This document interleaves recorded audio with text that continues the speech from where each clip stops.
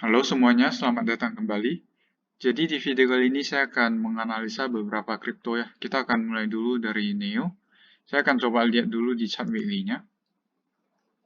Nah, sekarang saya akan coba gunakan EMA ya. Nah, kita bisa perhatikan ya, tahun kemarin EMA 13-nya sudah mulai crossing ke EMA 50-nya ya. Dan ini biasanya petanda bullish. Kita bisa perhatikan nih setelah dia break dari resistance, dia dari tes ke EMA 50-nya, kemudian langsung melanjutkan kenaikannya. Dan kalau saya perhatikan sekarang kemungkinan besar dia akan melanjutkan kenaikannya lagi. Nah, ini untuk Neo sendiri target all time high-nya ini masih lumayan tinggi ya. Dan kemungkinan besar ke depannya dia pasti akan naik ke area $200 ini. Nah, ini 4 kali lipat dari harga sekarang. Jadi masih sangat layak ya buat diakumulasi. Tapi untuk target paling dekatnya ada di area sini, area 90. Nah, harusnya dalam beberapa minggu atau bulan ke depan kita bisa ke area tersebut. Nah, sekarang saya akan coba lihat di chart daily-nya. Oke, kita bisa perhatikan ya, di sini ada resisten yang lumayan kuat. Dan kalau kita bisa break dari resisten ini, kemungkinan besar kita akan naik ke area golden ratio ya. Ada di sekitar area 70.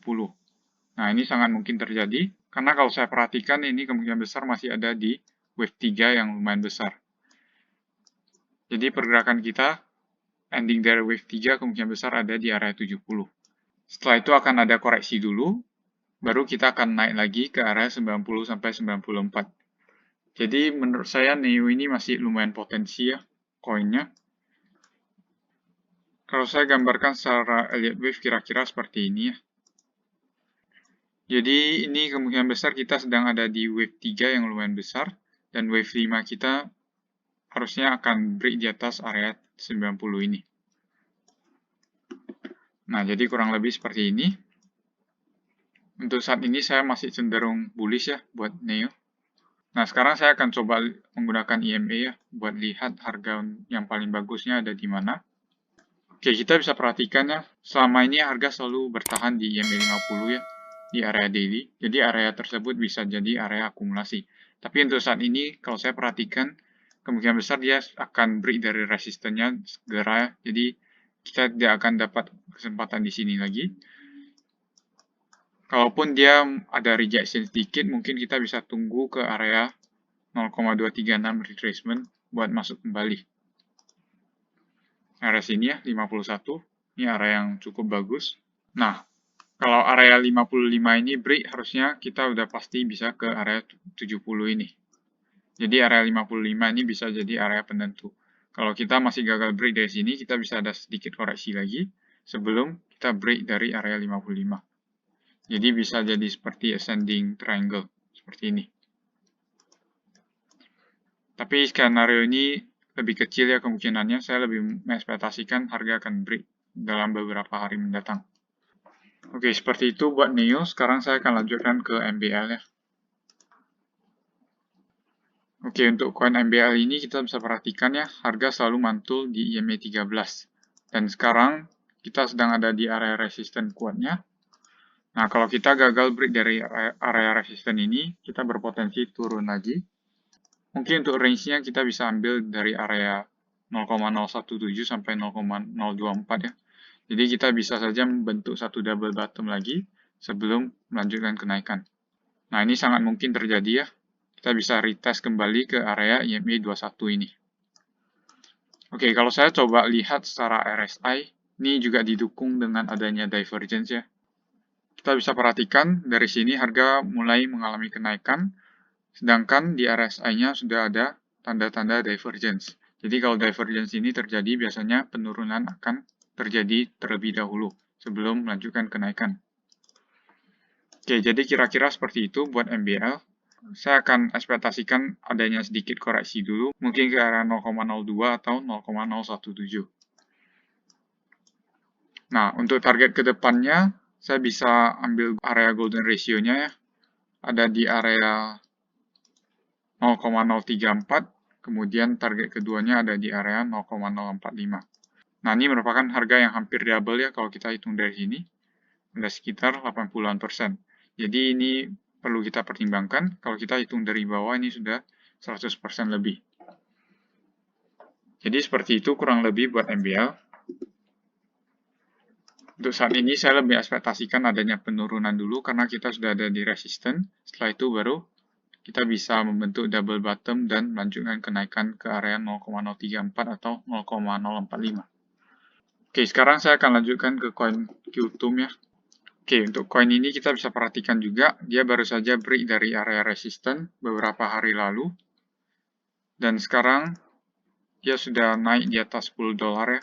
Kalau saya coba tarik Fibonacci dari sini, golden ratio-nya juga sudah lumayan dekat, 11,8 dolar. Nah, setelah menyentuh golden ratio, biasanya kita bisa ekspektasikan adanya koreksi dulu. Nah, dari koreksi ini kita bisa manfaatin opportunity buat masuk kembali dan targetkan ke area 2,618 retracement atau area 16 dolar. Jadi area ini bisa jadi area resisten yang lumayan penting buat Qtum. Nah, kalau saya coba lihat di chart weekly-nya, nah ini saya bisa coba tarik Fibonacci juga. Nah, area ini juga ada confluence ya dengan area resisten Fibonacci weekly-nya di 4,236 extension. Jadi, area ini kemungkinan besar bisa jadi area yang patut kita pertimbangkan.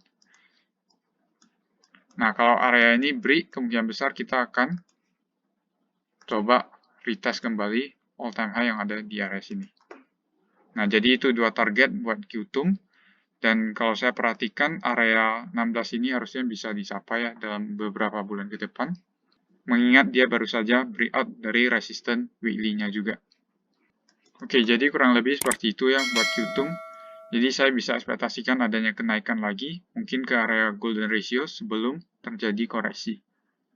Nah, koreksi ini bisa kalian manfaatkan buat buy on weakness dan mengekspektasikan harga naik ke area 16 dolar. Jadi kurang lebih seperti itu ya. Sekarang saya akan lanjutkan ke coin fill. Nah, untuk koin ini kita juga bisa perhatikan ya, lumayan menarik dan sekarang dia asik mengalami satu kenaikan yang bisa dibilang lumayan eksponensial ya. Nah, kalau saya coba ukur secara Elliott Wave, kemungkinan besar ini merupakan wave 1, wave 2, wave 3-nya mungkin kita bisa naik ke area 300 ya. Kemudian wave 4 dan wave 5. Jadi ini sangat berpotensi terjadi buat fill ini. Karena kalau saya perhatikan nih kemungkinan besar masih ada satu atau dua move ke atas lagi ya. Mengingat candle-nya yang masih lumayan engulfing. Jadi biasanya kita akan tunggu candle shooting star atau candle yang ada wick panjang di atasnya.